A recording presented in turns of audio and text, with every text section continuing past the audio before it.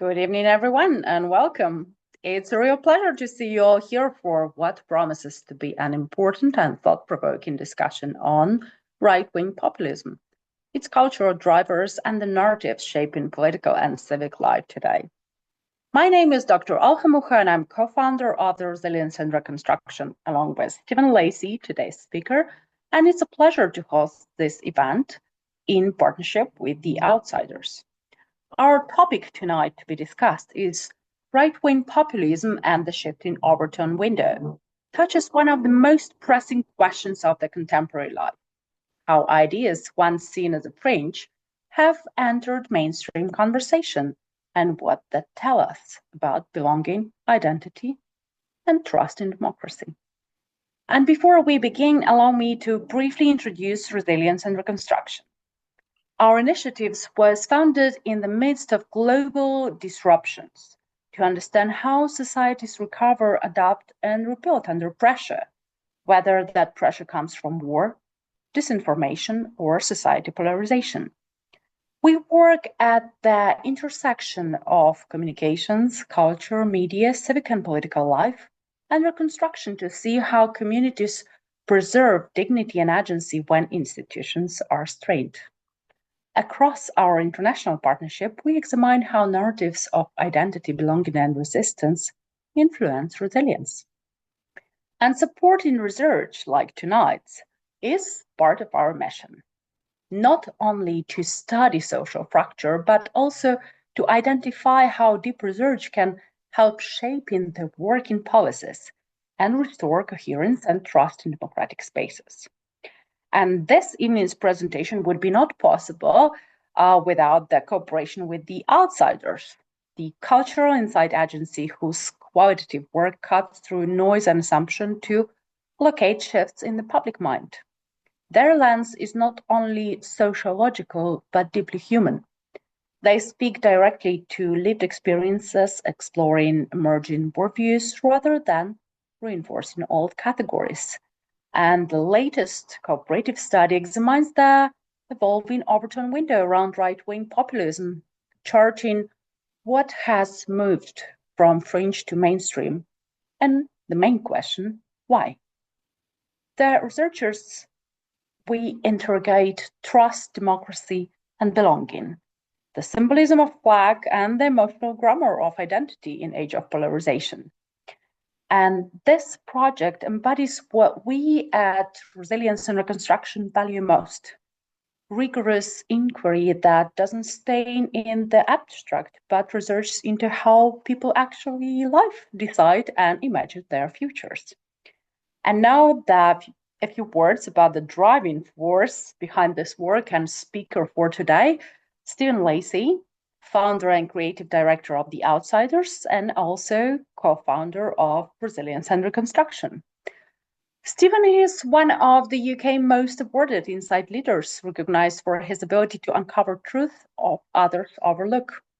His track records include some of the toughest social research environments, from working directly with violent young offenders and to shaping national understanding of class, masculinity, and social aspirations. And it worth to remind that Stephen is an award-winning insight specialist with more than 20 years experience, known for working with hard-to-reach and marginalized groups, and including work with not only politicians, but offenders, working-class communities, and diverse audiences. One of the really important awards The Outsiders won under Steve's leadership was Market Research Society Award for Best Cultural Insights and Best Creative Development Research. And what can I say? That Stephen is frequently profiled as a research hero, and I echo this words, and serves on judging or expert panels of the insight and strategy community. I think that most of you present here are quite aware of this. This project is very personal for him. That's a passion piece that brings decades of experience into one timely investigation. And let me tell you a few words how tonight will unfold.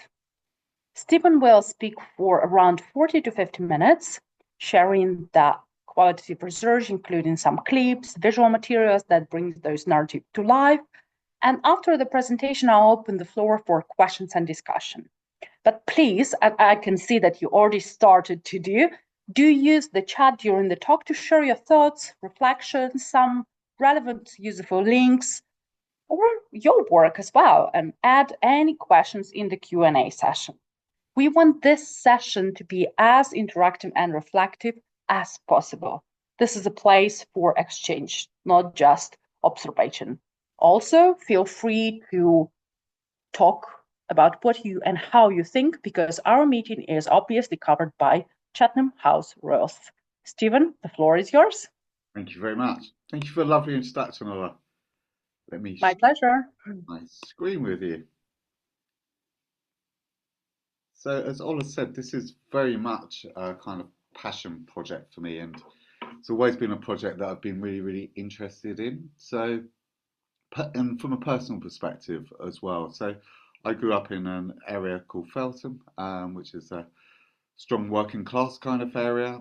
And when I was growing up, there were quite a lot of people that I knew that went into Combat 18 and some of the very kind of radical kind of right wing kind of groups. And so I've seen the shift and how they've kind of shifted in that space. And in many ways, where this come from was that I've done research in this space for a very long time, and I'll talk about that a little bit later. But on LinkedIn, there were just when the flag debate was happening, there was just so much kind of commentary and quite a lot of what I felt were myths and things that were quite wrong. And I felt there was a lot of division and not much understanding.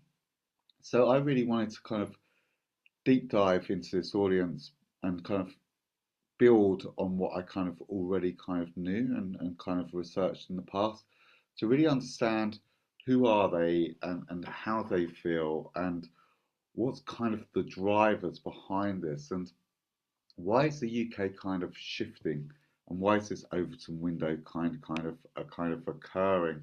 Like all researchers, we like to start with kind of the methodology and what we kind of did. So as mentioned, kind of years of kind of experience. So I've worked for the Home Office within this space, worked with Facebook in this space, a number of academics I've worked with in this space, really understanding kind of the far right and what's happening in the far right spaces. Even spoke to 18 to 24-year-olds on the kind of tipping point of violence.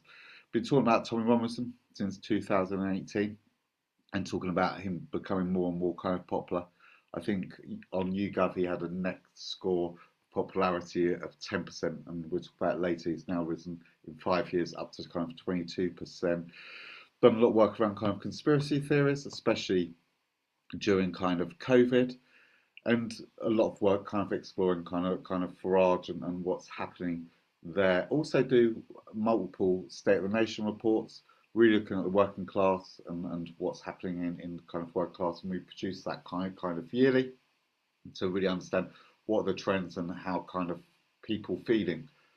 Also been working with the amazing group from Resilience and Reconstruction. We've been doing a study on the UK on attitudes towards Ukraine and the war or the big war as it's kind of commonly kind of known. And what's interesting about that is we're not just looking at the UK public attitudes, but we're also looking at the disinformation landscape and the narratives, especially from Russia, that people are adopting, but also from kind of America, the MAGA narratives as well.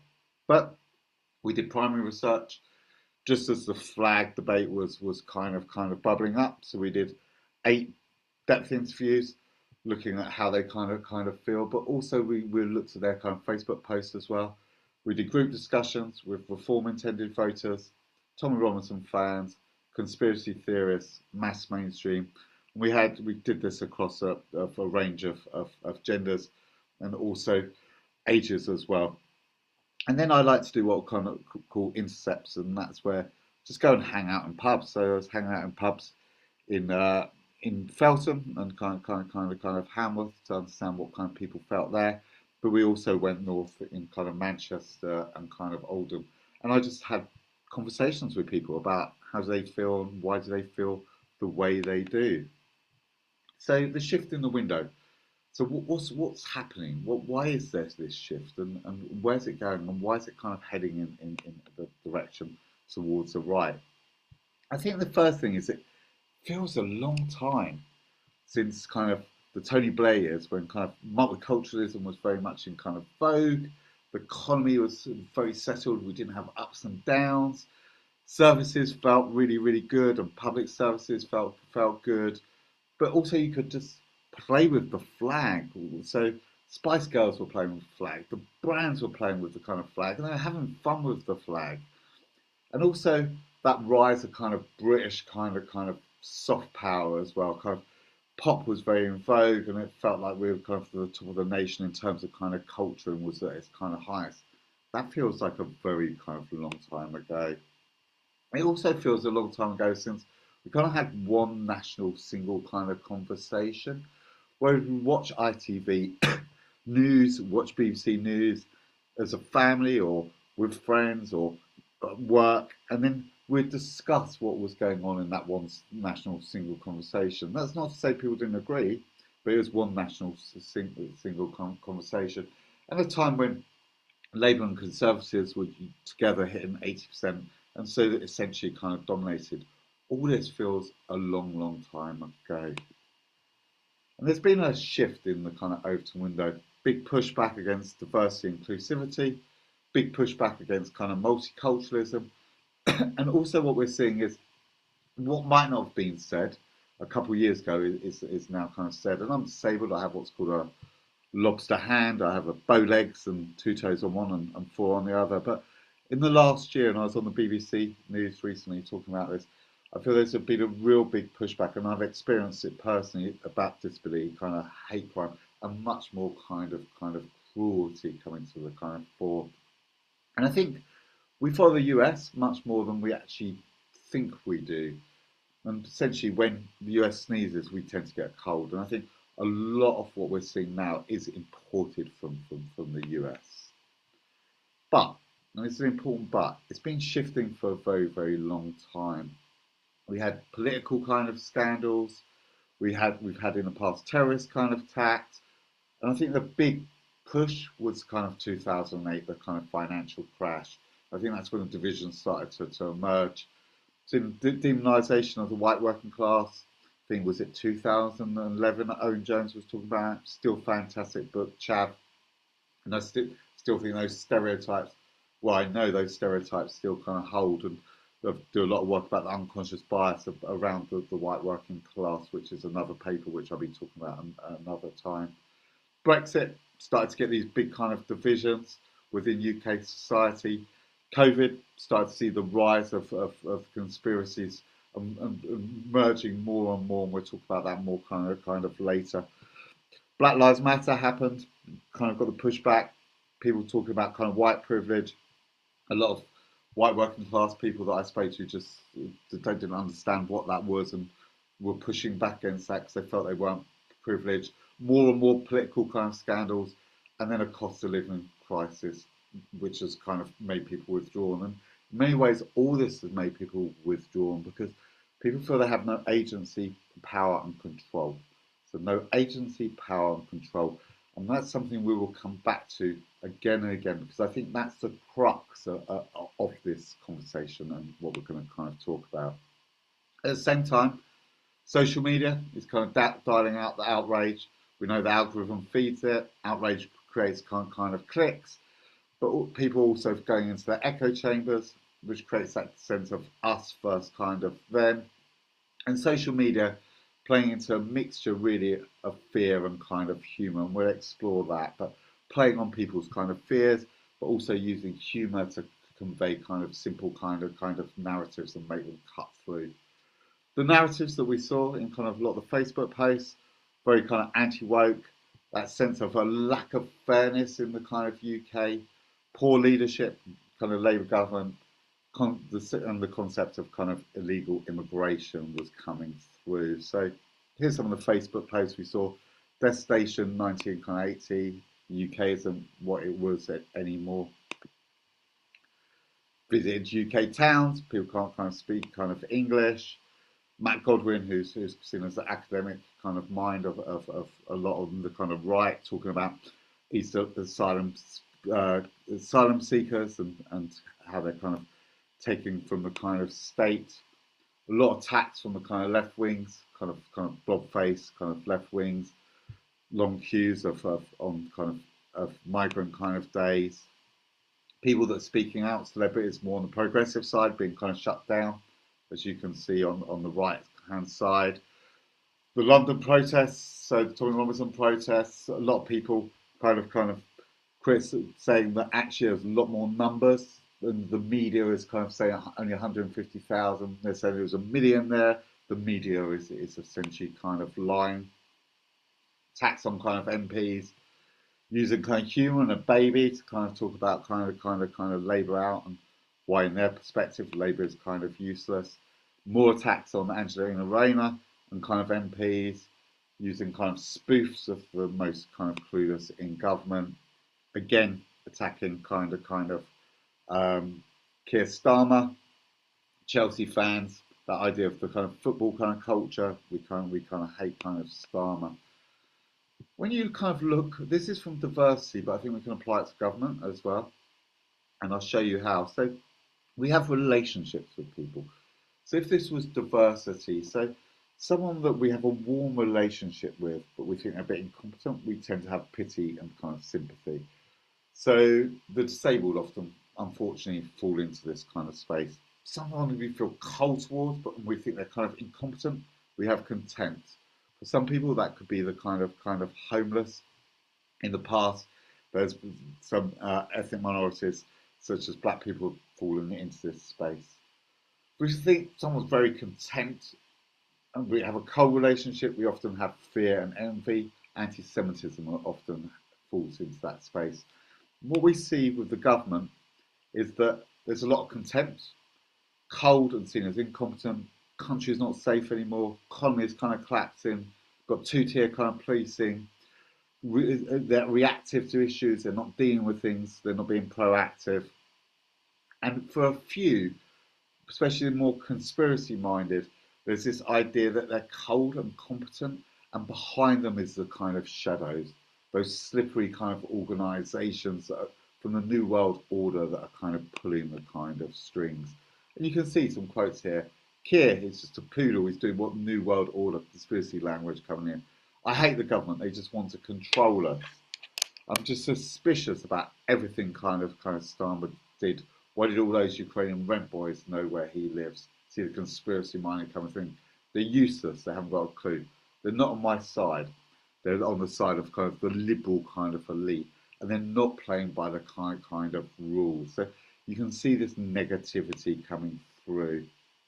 So let me show. Then in terms of kind of the Met Police as well. So you see it with kind of Keir, with you see it here with Keir, with the London kind of mayor talking about 9,000 kind of grooming kind of gangs. He's kind of behind it. There's been an issue for decades in kind of London. So and he's kind of covering up these kind of crimes. So want to see him kind of arrested.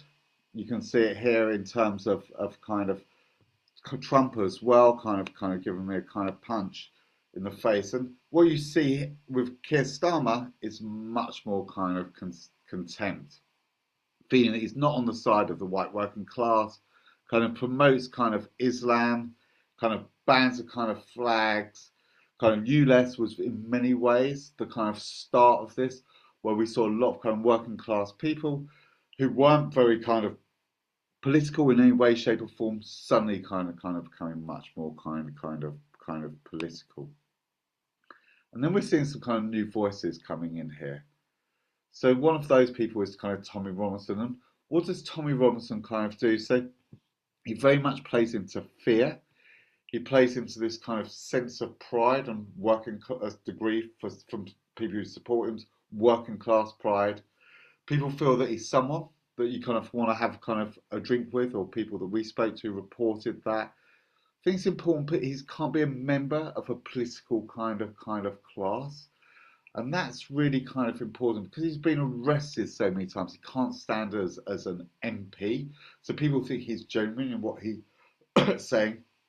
He's seen as kind of a rebel, kind of anti kind of establishment, someone who's kind of against the kind of system, seen as a kind of pioneer because they're kind of seen as kind of leading the kind of grooming gangs. For those who like him, he's seen as a truth teller because he's seen as straight talking, saying it as it is. Feeling he takes his critics head on, he's happy to have conversations with anyone. Plays the victim cards, talks about how many times he's kind of been arrested. Positions himself as kind of a strong kind of alpha kind of male, as a kind of a leader. Has a clear enemy, which essentially is Islam. And like many people who play in this space, what he does very, very simple messaging. It's the fault of Islam, right? It's the problem behind it for a very, very complicated world. Andrew Tate does that. Jordan Peterson does that in terms of masculinity. Just make your bed and you'll be a kind of man. He's pulled off a big event, which kind of gives him this feeling of scale and a feeling there's a groundswell behind him. And important people now back him, like Elon Musk, which gives him even more kind of credibility. We're going to skip back a couple of charts because there's a video here that I just want you to kind of watch.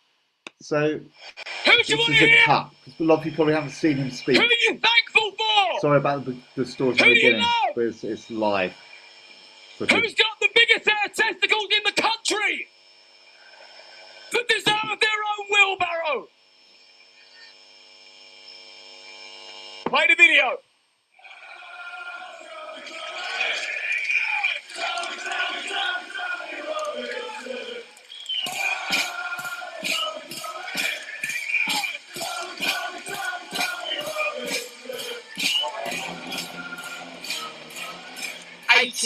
British women raped. You tell me why I wasn't arrested. I'd have been arrested. I believe we need to protect the British public. I'm from Luton Town. You're talking about racism. The prison officer actually opened up my door and said, "Do not leave this cell. Your life depends on it." 50,000 British Muslims downloaded a terrorist manual in our country. 50,000. But New Year's Eve, 100 women. Some of them raped. Some of them robbed. Now, can I ask you a question? Have you read the Quran? Show some respect. Show some respect. Show some respect. Have you read this for people? The reality is this is a war. These people are waging war on us for time. This has gone on for 1,400 years. If you think putting me in jail and getting me killed is going to solve your problems, you're going to spark the revolution like you cannot imagine. And I'm willing to be in that position. So I keep putting myself in the way, saying, go on then. I wholeheartedly believe our country is at stake.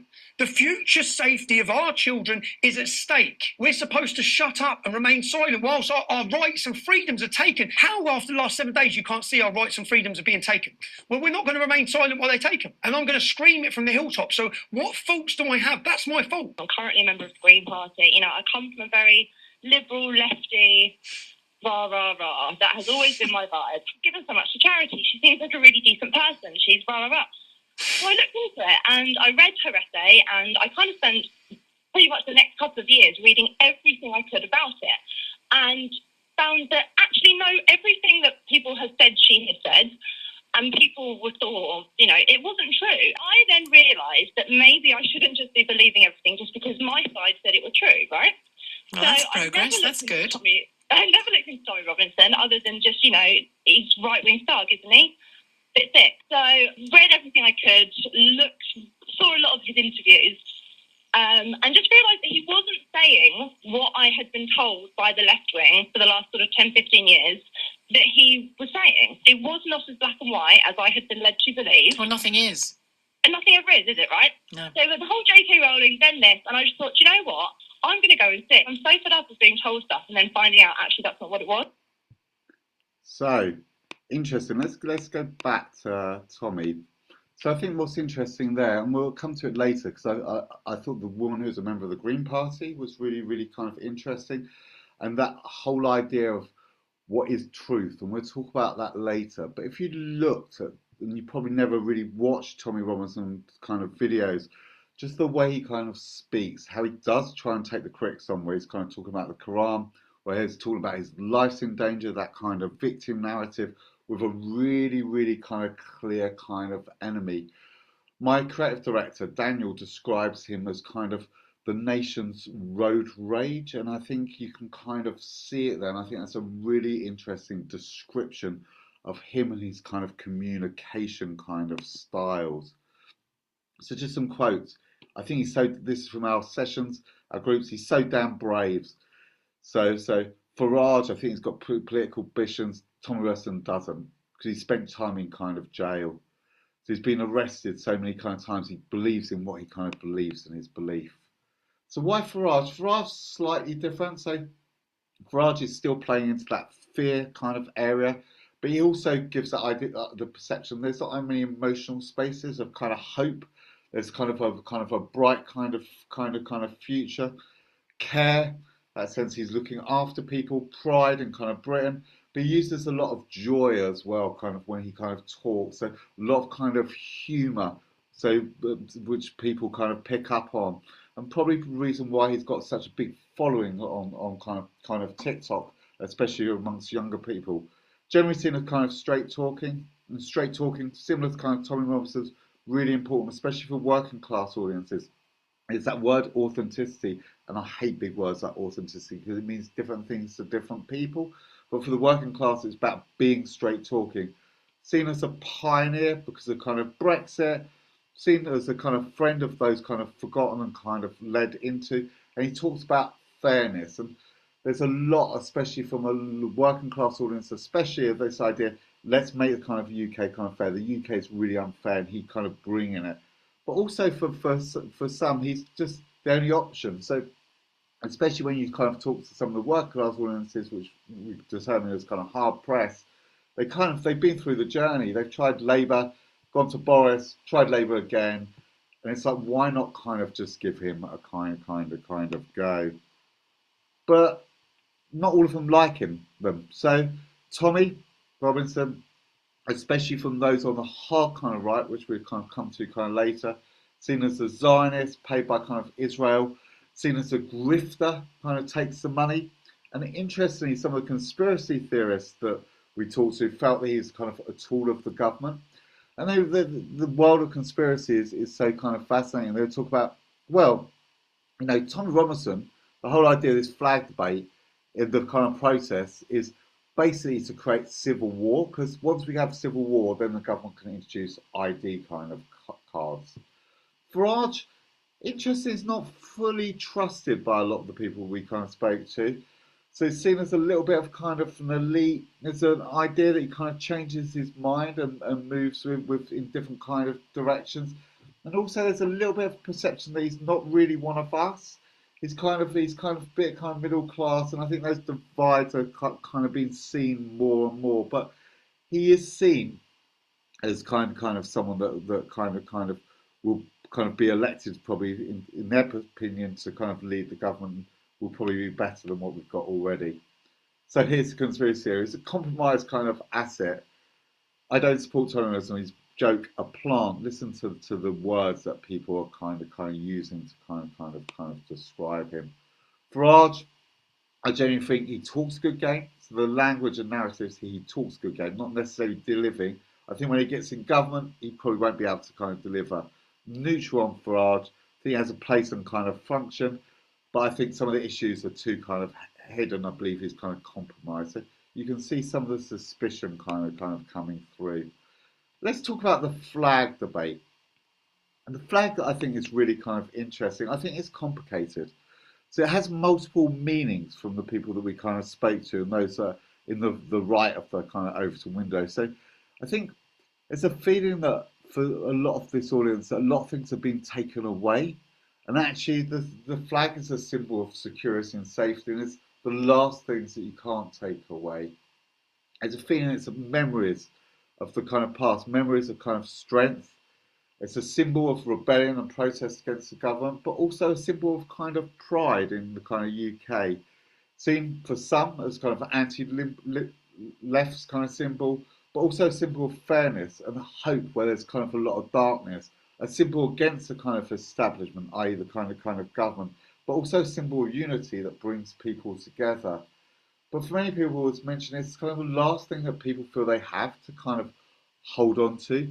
there's a feeling that everything's being taken away from people, and this is the last thing they really have.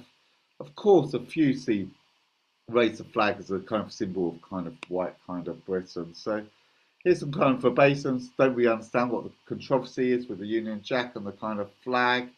Find it just bizarre. Why is it kind of an issue? Heard a lot of people on the LBC saying they're second generation migrants and they're not offended by the flag. So why is the council taking them down? I love seeing them going up. I was really kind of proud and I really liked it. People talk about if you put a Palestinian flag or Pakistani flag, that'd be okay, but you can't put the English flag up. Look, some of the people are clearly racist, and some of the people we spoke to are clearly racist. There's one of them, very much minority though. We're on the ninth crusade with defending the West from an invasion. We need a place where white Britain is at the top, and this is awakening. We'll talk about that language, the awakening, a little bit kind of later. But many of those that we spoke to that supported the flag and the flag debate dislike the far right. So they don't see themselves as the far right. You think the far right are people that want to beat up people, want to hurt people, they're revolutionary, they want a kind of race war, they want a civil war, they're the kind of embarrassment, the kind of skinheads, there's just the kind of fat and just kind of stupid. They represent a past, they're not part of the modern world. They judge people by the skin colour. I have a lot of friends that are kind of black. I have friends that are kind of Asian, and they're going around beating them kind of up. And they just give the UK a kind of bad name. So the majority of people we spoke to didn't see themselves as kind of far right. And a lot of them, some people we spoke to, they're not just white working class. We spoke to a number of ethnic minorities as well that were on the side of showing the kind of flag. So look at Reform. They've got a head who's kind of Muslim. I'm thinking of going to Dubai. They're more liberal than kind of Keir from an Asian Muslim. I had a really interesting conversation with a Polish woman who said, "I used to want to be British, but you now ashamed of your flag. It means you're ashamed of your identity. I don't want to be British anymore. When I came to this country, I learned English. So why can't illegal immigrants kind of do the kind of same thing? I want to vote Reform, and I'm second. This is really interesting. Second generation Syrian. I went on a march with many others who are not white. It's not racism. I went because I had enough of men outside my house staring at my girlfriend's private parts, so I won't repeat it because there's some ladies here. So let's talk about what's going on, because it's really confusing and it's really kind of complicated, and there's lots of different confusion points there. So why? What's happening? Why is this window kind of shifting? We have to look at some of the general causes. The first thing is that we're in an age of really kind of dark times. So people are feeling really kind of frustrated. They feel they can't progress. They can't move forward. There's a lot of anger. There's a lot of confusion. What's happening in the world? A lot of uncertainty about jobs, about business, about houses, boredom even, about what's going on, and just this sense of kind of restfulness. And we don't have to dwell because it's well reported, but the present for many people is tough. Things are getting more expensive. People have to borrow money from parents. Rising costs for poverty. People don't feel kind of secure outside. There's a lot of worry about kind of crime. Credit's getting harder. Got lots of friends on social media, but probably don't have as much kind of depth. So the present's tough. And at the same time, Britain feels that it's broken. So this is a day in life. So wake up in the morning, get my bill. Oh my God, it's my electric. It's gone up so much. God, the night before I spoke to my wife and the kids and told them we can't have 2 holidays this year. We can only have one. We might have to stay in the UK.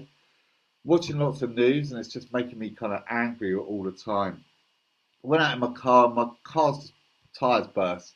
More money because of the potholes.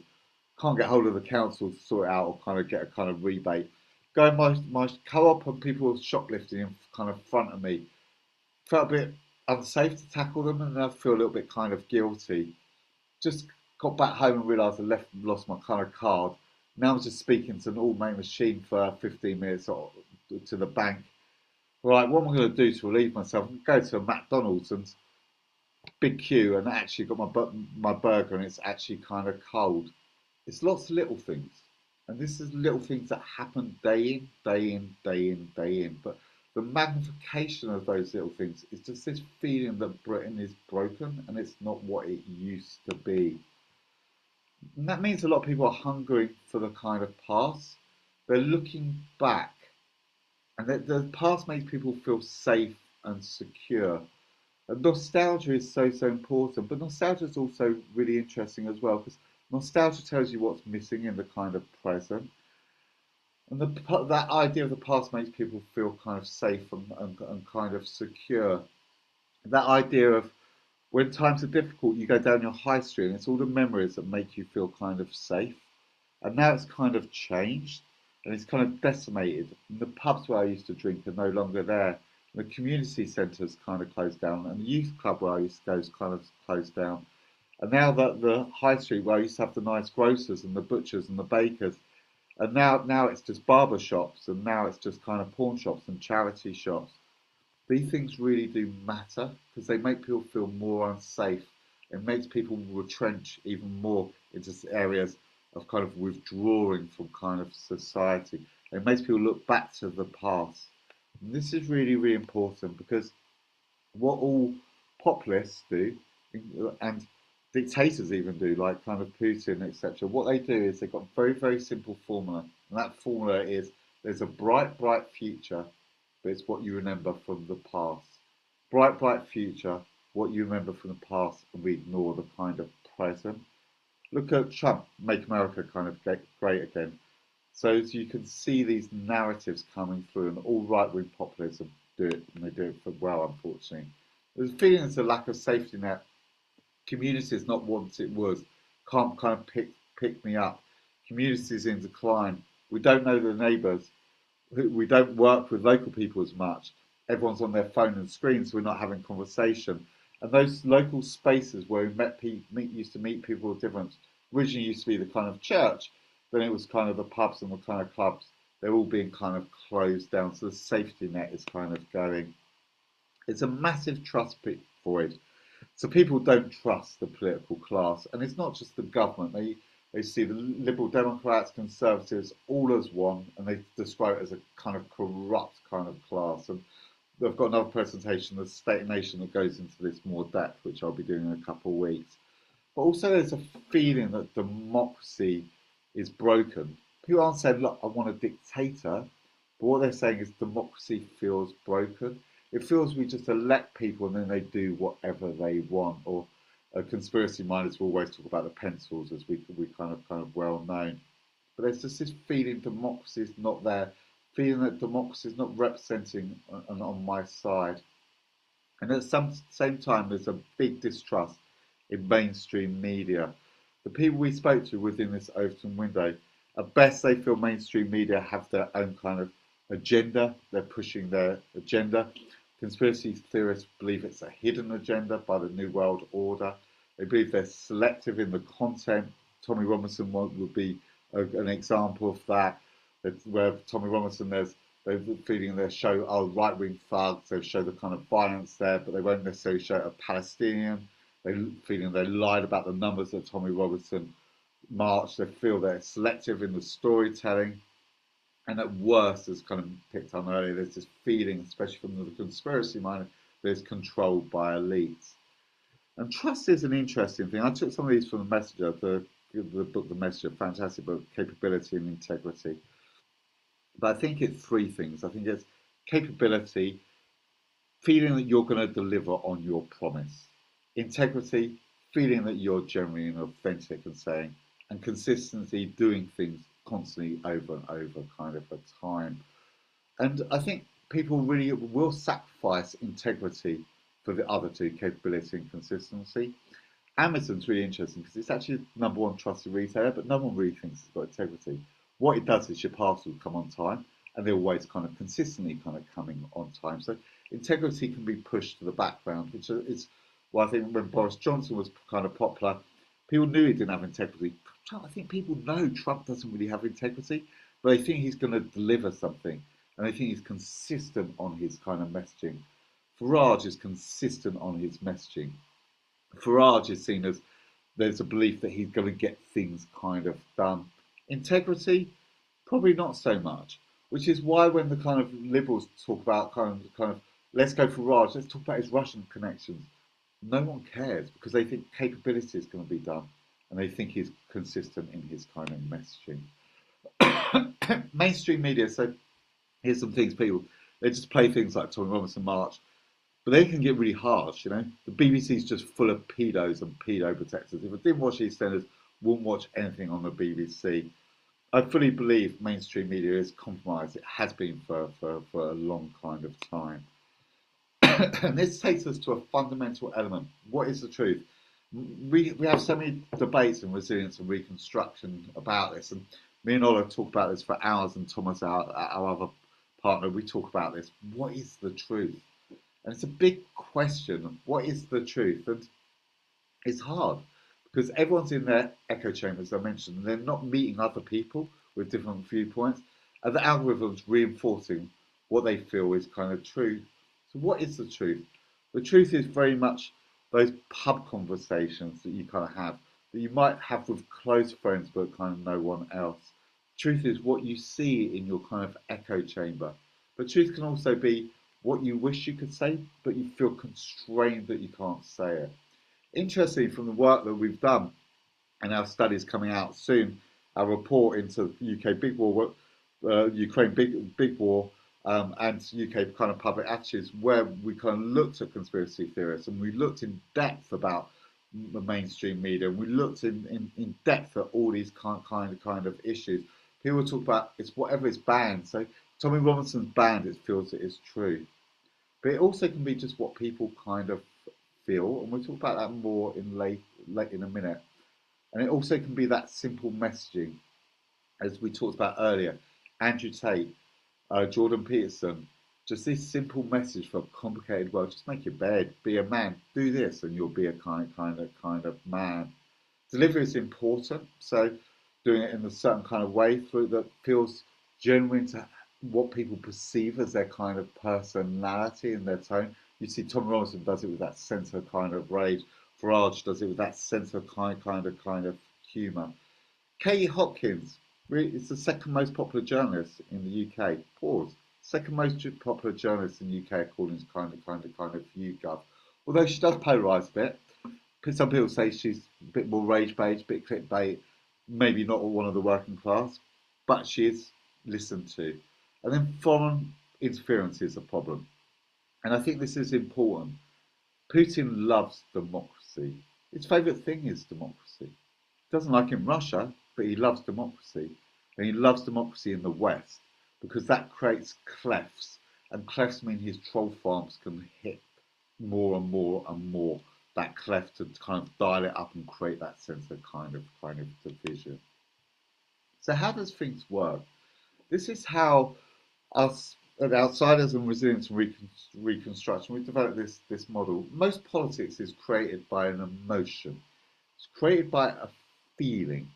Brexit was a classic example. So I contend that most Remain people felt I didn't want to be a little Englander. I don't want to be one of those kind of people that are kind of just go to Spain and kind of cut off from kind of the world. I want to be open-minded and I want to convey myself in this way. So we have a feeling. Maybe that's about illegal immigration. Maybe that's a feeling about digital ID cards. We then go into the social media echo chamber. And guess what? We see a lot of people, our friends, thinking they're similar to us and talking about digital ID cards. Then our feeling comes stronger. It's like, well, if all my friends and my network are thinking, then it must be true. But then what we do is we search for rational support to justify it, just in case we meet a stranger or someone else from a different background, or someone has a debate or an argument with us. So we've got that as ammunition points. And that works on nearly everything. So I've got a Mini, for instance, right? I bought that Mini really because I just thought it was a kind of a cool car. But afterwards, I look up what the horsepower is. People do the same thing. So I feel this, and now I need my justification points. So I search for those justification points online, and I tend to gravitate towards YouTube. And then what happens is I kind of go onto YouTube, and the algorithm just serves me more and more of similar content. So I'm against digital ID cards. Go to Russell Brand. Russell Brand comes up with more conspiracy theorists. So that just reinforces my view of the world, that what I feel is correct and kind of right. We've also got this concept of this two sides kind of going to war, sort of kind of Brexit, Remain. The Economist talked about it just after Brexit, Remain. They talked about the death of the right and the far right, and I think there's what the far right is. I think is questionable because everyone's far right is the next right to kind of them, which I think is interesting. And you see even those on the extreme that are clearly racist, white British, now describing themselves as ethnic kind of nationalists. But I think what we do have is we have kind of global citizens on one side, so, and then we have hyper localists on the other. Then we have those that want an open door to immigration and those that are closed door immigration. I think those are the sides and the dimensions that we're essentially seeing. So we're seeing a lot of polarity of thinking in the UK.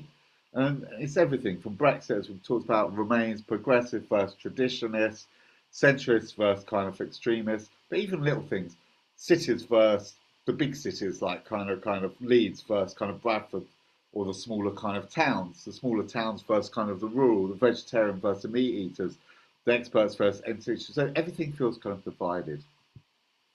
This isn't very British. We're a trading nation, so we're not used to this kind of polarity. We actually like the middle kind of ground. And one of the most interesting things I think that I saw was that everyone we spoke to within apart from the woes who want a race war, which is very, very small kind of minority, every other group that we spoke to, and we'll talk about those groups and how they split out in a kind of a minute, they all want kind of unity.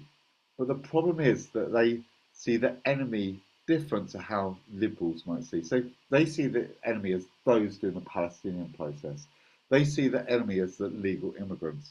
They see the enemy of unity as those that are kind of woke. So got to raise the standards. So so there's kind of social kind of friction here. When I was younger, there's left and kind of rights. Everyone was at odds. Don't like them. Why the left is all kind of pulling down those kind of flags. So the enemies, what are the enemies of unity from their position? So it's Islam, as mentioned, the illegal immigrants, the liberal kind of elites, the progressive activists, and those that are kind of backing kind of woke. The other thing I think I saw a lot of LinkedIn was everyone's getting banded in kind of one kind of brush as kind of this kind of far right. It's much more complicated than that. And there's much more nuances. And there's 8 kind of qual typologies. And they're not segments. We haven't got the quant yet. That's hopefully coming, of right-wing kind of populism that we've kind of identified. The first one are the hard press. So they hold the keys to number 10. And they're the people that Boris Johnson won over in the red wall, and now it's gone back to the kind of red wall, and now it'll go to the purple wall with kind of reform. They're important. I would contend, and as I said, we don't have the quant on this, but we believe they're big, and they're kind of big kind of numbers, and it'd be good to see the quant kind of back that kind of up. And they make the right-wing kind of populist narratives kind of seem kind of ordinary. Usually men and women, 30 to 50, they're the ordinary people that feel left behind. They're the ordinary people that feel have been punished by globalization. They don't like revolution and they don't like fast change. They like evolution and slow kind of change. They feel unsafe, unheard, and unfairly kind of cheated. And they feel judged by others, especially middle class people. The interesting thing about this, they tend to like the upper class people, love Downton Abbey, they love the Guinnesses, love the monarchy. But what they don't like is the middle class people who they feel look down on them and kind of judge them. Travel through Labour, Boris now at Reform. And what they want in life is certainty and kind of fairness. They know there's no kind of jobs for life. They feel there's a poor kind of NHS. They feel feeling the rising cost of anything. As mentioned, the changing high street really kind of damages their feeling of kind of safety. And they're just exhausted. They want stability, consistency and certainty. And for them, the flag is warmth, stability, and a sense of kind of certainty. The media diet, very much kind of GB News, kind of YouTube. They like Kate Hopkins, they see her as kind of queen of kind of facts. Tommy Robinson from there is a truth teller. Piers Morgan goes in there because they like the fact authenticity is straight talking. He's straight talking. Never really been political, but several factors increasing that kind of rage. Lack of kind of fairness. UK feeling unfair. ULES, as mentioned, really kind of made them kind of political. Feeling that those in the household names kind of betrayed them, kind of because BBC, some of those have been, for instance, some of those that have been involved in kind of scandals, two-tier policing, and the dark narratives. So my friend asked me, what are the dark narratives? And dark narratives are essentially the narratives that billionaires or Russia might kind of amplify to create division. And I think for them, it's just those that stand up, take a leadership positioning, and give simple answers to complicated kind of fears. Conspiracy truthers. It's interesting when you put them here because they're not all within the right Overton window. Some are from the left, and it's interesting what is the left and right. We can come to that kind of in a minute. But they're very kind of scared about their kind of world and the kind of future. The reason we put them here is because some of the narratives they're being pulled into are kind of more far right kind of narratives. They're pulling into conspiracies generally brought into since COVID. They list multiple conspiracies from 9/11 to kind of COVID to 15-minute cities to about 2030 in terms of digital ID cards. And really, they're scared rabbits. And their dominant emotions are kind of anxiety, cynicism, this idea that they're powerless, that everything outside of me is kind of outside my control. And they have fear about everything. So they worry about destabilisation. They think Britain's going to have a civil war. They think we're going to have World War III soon. And essentially, though, they just want a peaceful life and they want unity like everyone else. But there's a feeling they just can't control everything. So they're retreating inwards, like most groups are. But they feel these external factors are wild and out of control, and that they're going to come into their houses and control them and their kind of family. What conspiracy theorists do is they fill in understanding of their world and their self-understanding, and they're filling in gaps and joining kind of dots. And they're really seeking the truth. They don't know what the truth is, and they know, like most of the audience, it's not coming from mainstream media.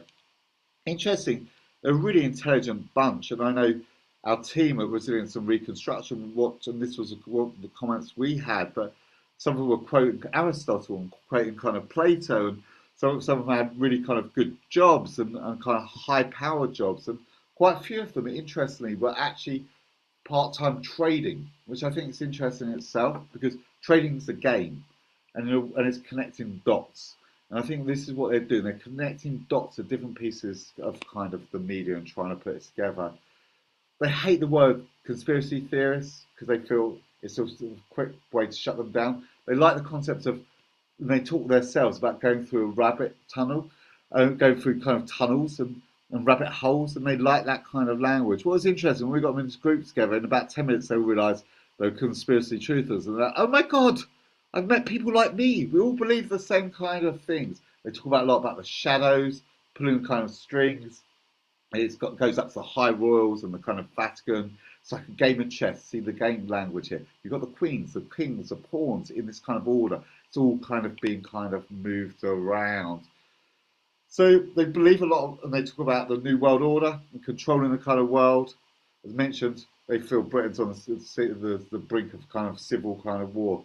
Interestingly, very small sample base, but what we saw was the men take a lot of pride about going through multiple sources. So we're reading lots of different sources, mainly kind of on TikTok and kind of YouTube, where the women are much more gossip led. So they would talk about, actually, I work in a dental nurse, and my friend Marjorie, who works with me, told me about the New World Order and these shadows that are controlling everything. For the men, though, what I think is really interesting, and this goes against conventional wisdom, because they were reading so many different kind of sources from the left, kind of Navarra. They would read stuff from the right as well. They'd read kind of citizen kind of journalists. They might dip in occasionally to BBC, even though they kind of hated it. Might watch a bit of mainstream media from the kind of ITV. So reading these multiple kind of sources. Can't remember all the sources they're reading, but they were reading lots of different sources. But what happens in conventional wisdom is that when you read lots of multiple sources, you have cognitive dissonance. For them, it's not. It's creating cognitive confusion. And the reason is they go through this lens, there's no truth. And then they might read The Guardian or go onto the BBC and then go to a citizen journalist and read another source. And all these multiple sources have different perspectives. And it's like, might go on Fox and watch Al Jazeera. And it's like, oh my God, now I know there's no truth. So it's creating more confusion. They think Keir Starmer's a tool of the elite. Interestingly, they tend to dislike Farage. Think Putin is an elite, and there was a really interesting when we did the work for resilience and reconstruction where one of these people talked about, you know what the thing about Putin is? Putin was part of the elite, but he got kicked out of that elite club and now he's fighting them. I think Tom Robertson's a tool of the kind of shadow. Some support of the flag, but as I mentioned, they think it's being used to create kind of civil war. What are the dark narratives that will work from this, from oligarchs or from Russian propaganda? It's the elites controlling us, the world around us is kind of collapsing. We'll be controlled by the machines, as well as all the new emerging kind of conspiracy theorists. The debaters tend to be younger. Gen Z, white men, often started with kind of Corbyn, and interesting on the left, which is kind of this horseshoe, the left and the right kind of joining kind of together. They feel the future is kind of bleak, and the kind of social contracts has kind of been kind of broken down. Now they tend to go into the right wing kind of Overton kind of window. And I think there's a number of reasons for that. But I think the main one is they're feeling that free speech is being curtailed. They think that you can't say things in the public square. Things are being shut down. Universities are kind of shut down things. Political correctness has shut down things. So you can't have discussions. And you can't even have space within your kind of family. So this idea of this, everything is being shut down and we're being constrained. Tend to follow YouTubers like Trigonometry, Jordan Peterson, Tucker Carlson. New Cultural Forum's worth looking at because I think that embodies a lot of this viewpoint. They think Farage presents kind of opportunities, and Tommy Robinson they think has a purpose. Don't necessarily trust him. The dark narratives that work with this is the idea of the UK is losing its free speech. Hotbed of left-wing kind of radicalism, some Islamic phobic narratives, which we don't see so much here, but I think we're going to see these more. France did this a lot with kind of Le Pen, so it's the National Front there just really kind of pushed this idea of actually the enemy of liberalism, the enemy of women's rights, the enemy of LGBTQ plus actually is Islam, and I think we're going to see more of this. And they like this idea of intellectual kind of debate. Then we've got the lively lads, well kind of known. Generally, though, they're not poor. They're your plumbers, your builders, your kind of roofers, your trades kind of men. Not really been hit by cost of living, but not as hard as some of the different audiences. Love traditional male activities like football, drinking. Very strong on family. That's family networks and protecting the family networks. Quite traditional as well, so they talk a lot about wanting to protect kind of women and protecting children. Very straight talking, suspicious of kind of outsiders. Really, this was the ones that got really angry about white privilege because they're like, we're not kind of privileged, and they really do hate the government and they really do hate the BBC. And you saw those that we didn't show the video, but there's that the Chelsea fans where they talk about Keir Starmer and singing anti-Keir Starmer songs. Believe in kind of two-tier policing, really dislike the pro-Palestinian protests. Just for time, I won't cover this, but stop all immigration, get rid of the lefties. So they really like Tommy Robinson, seen as kind of one of them. I don't really like Farage that much. I think he's a bit slimy and up himself, but we'll kind of vote for him. They think Britain is close to a civil war. The narratives, the dark narratives, left to take over Britain, migrants affect your children because family is so important to them, life is unfair, government's fault, Islam oppresses women, children, and Britain is close to a civil war. The religious right. So what we're seeing here is fundamentalism, some of the Protestant groups, fundamental Protestant groups embracing this. Russian Orthodoxy in this country definitely embracing this. It comes from a range of different ages and also ethnic minorities. And it's interesting we spoke to the intended reform voters.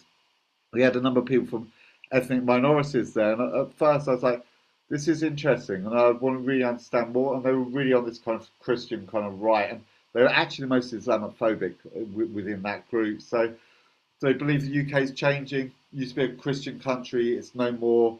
They talk about prayer at the kind of abortion clinics, can't wear a cross at kind of work, dislike pro-life, LGBT rights, can see this kind of satanic.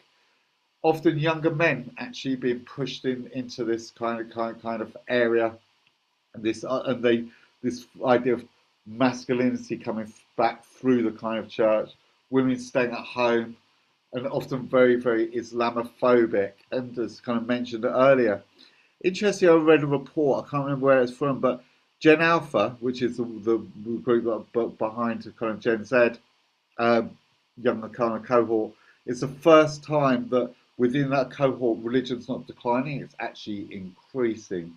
So I think you might see more of this. And what you often see with converts, especially as they move into this space of kind of zealotry, you definitely see this a lot within the Russian Orthodox Church.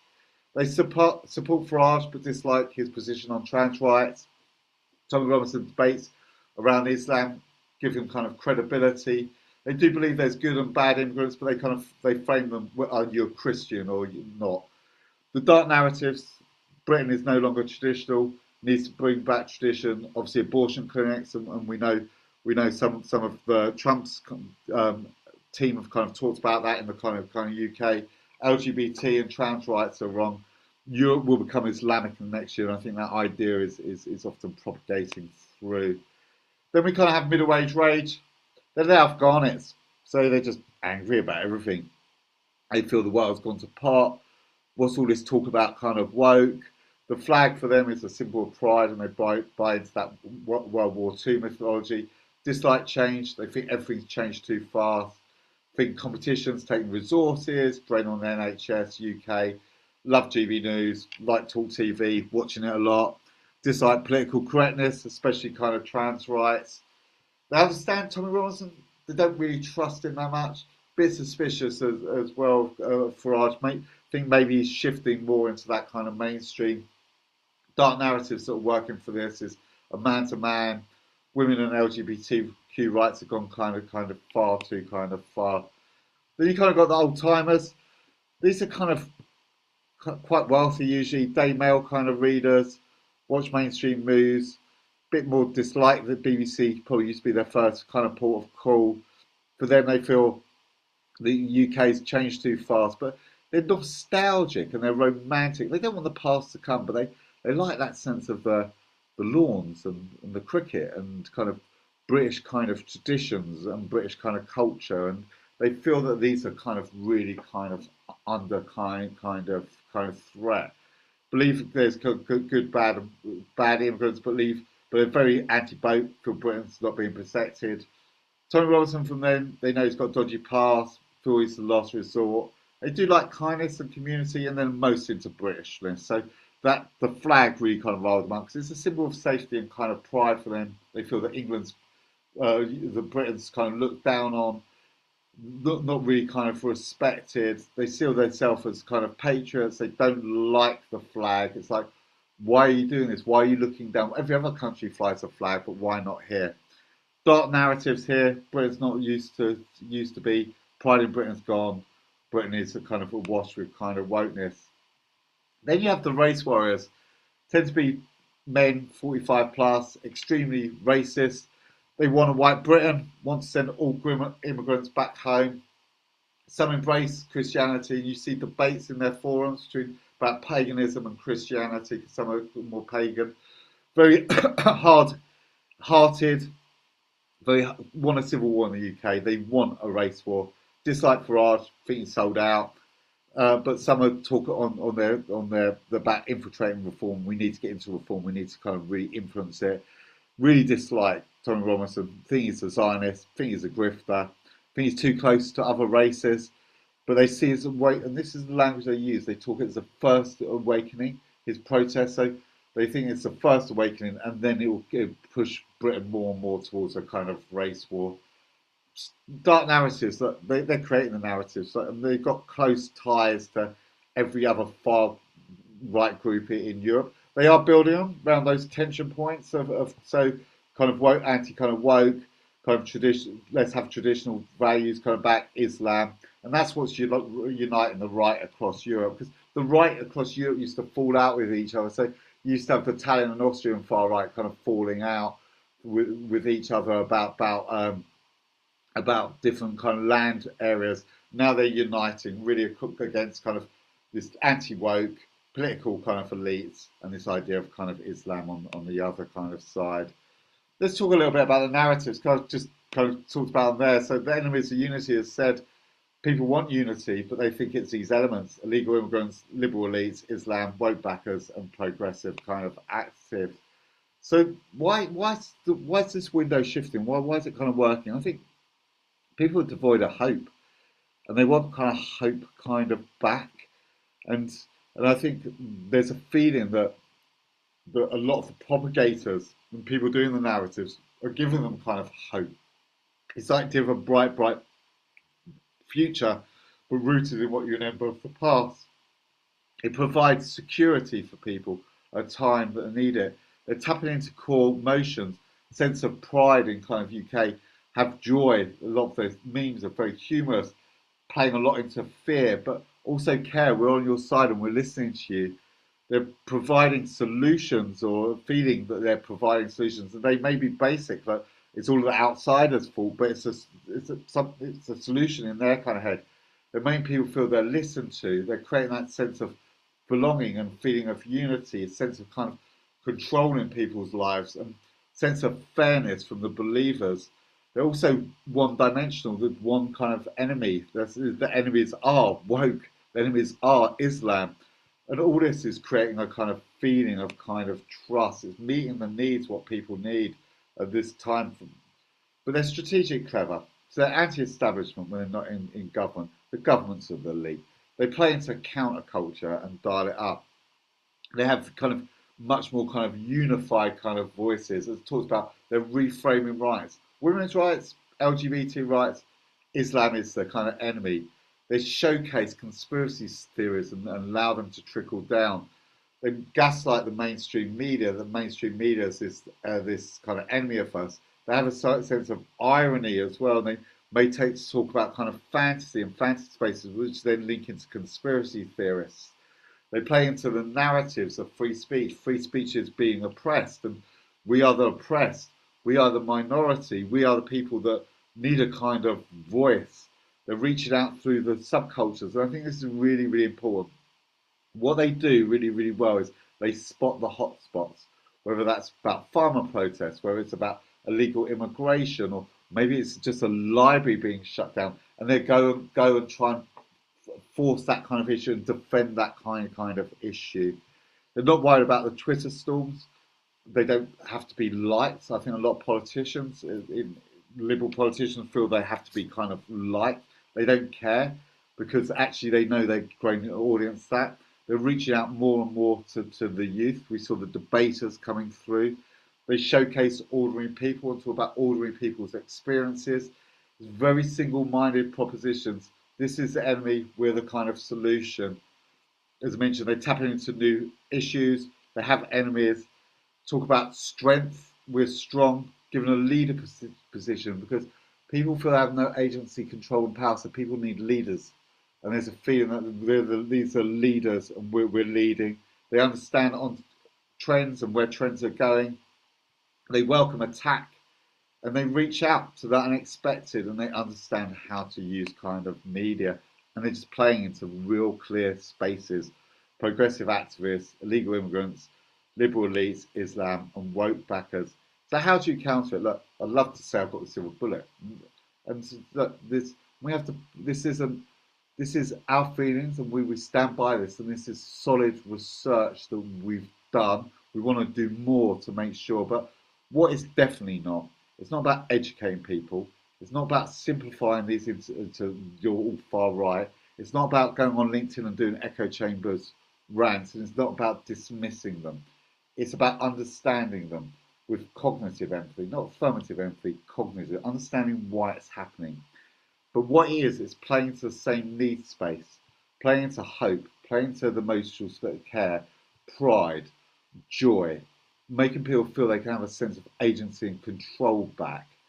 It's kind of getting ahead of the game. It's watching where these things are going to bubble up. The next areas. Is it going to be about UDES? Is it going to be about traffic?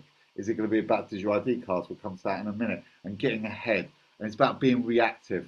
I think a lot of what people do is we react to the right wing narratives and we get to a defensive.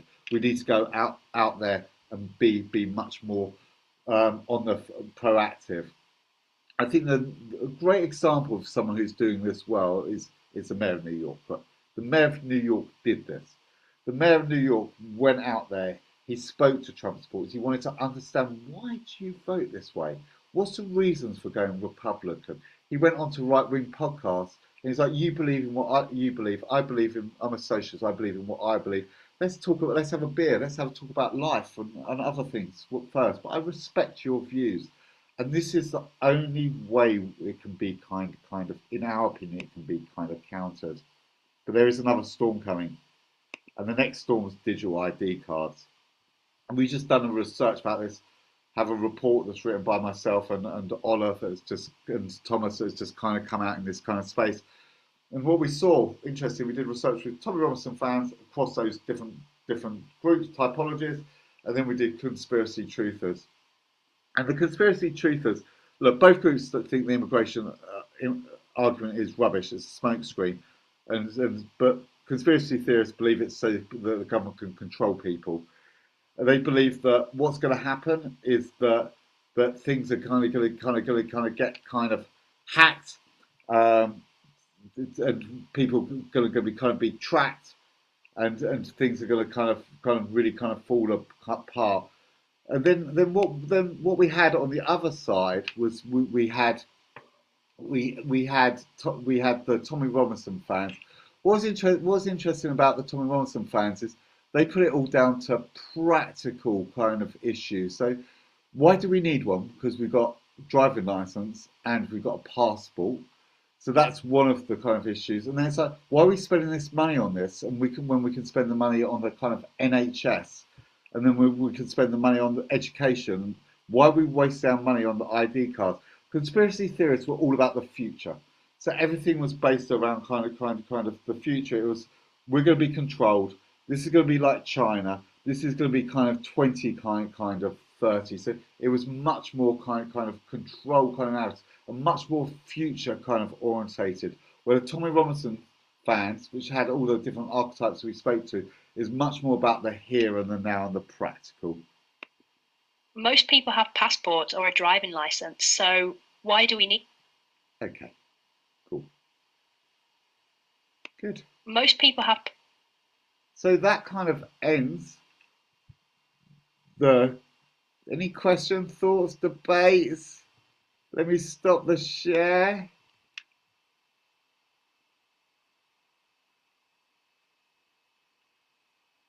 Hello, are we still alive?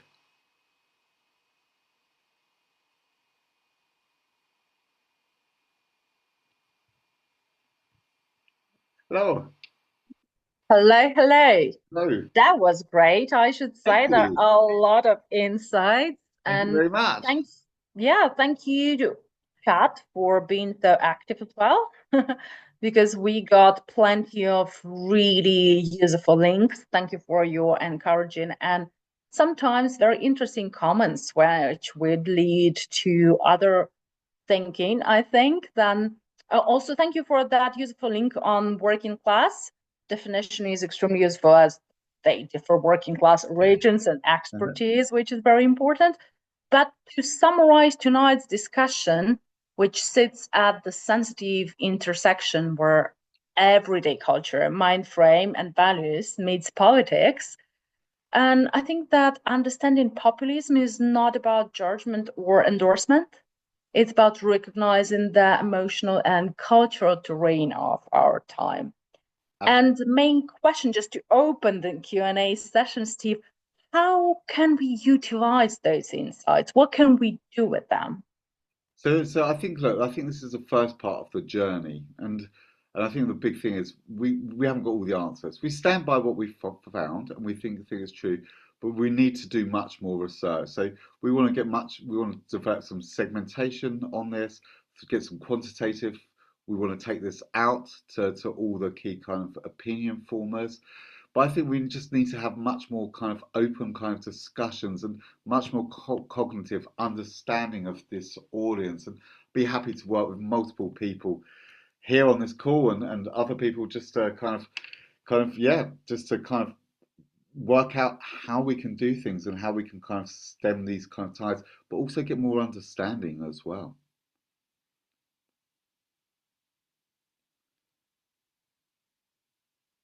Thank you. And now let's go to our Q&A. Great. Dear audience, thank you once again for being part of our event and for your thoughtful engagement through the session. As host, it's a pleasure to share the recording with you and to keep this conversation moving forward. While watching the recording, you will notice that the circulated recording does not include the focus group segment of the Q&A and the Q&A. In keeping with the Chatham House rule, which allows ideas and information to be used, but without attributing remarks to specific individuals or organizations, we made that decision to remove those parts to protect participants' privacy and to safeguard the trust and openness in the room. That wasn't an easy choice, precisely because the discussion was so rich, but it is essential for ensuring that everyone can speak freely and confidently, being respectful also for more sensitive and personal reflections to remain within the closed space of the live event.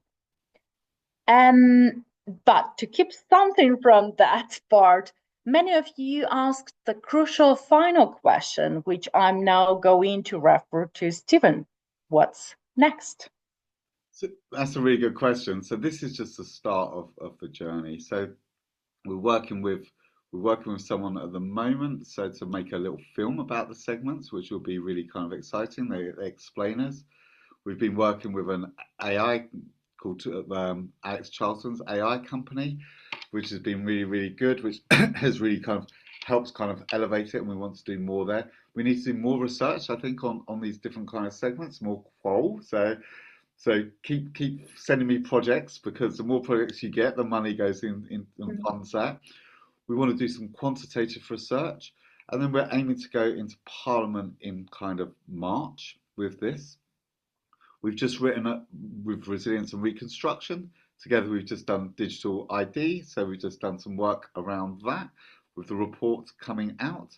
And then also we've got our research coming out on our report on the UK public attitudes to Ukraine and the kind of big war. And that also includes a lot about the disinformation landscape. So lots coming out, lots to do. It's exciting. So as you can see, the answer is that this event is just the starting point. We will continue to build this community, deepen the research, and create further spaces where difficult questions, like real questions, can be explored with honesty and care. And with that in mind, I warmly invite you, first of all, share the recording with those specialists and experts in the area you think that could be relevant to.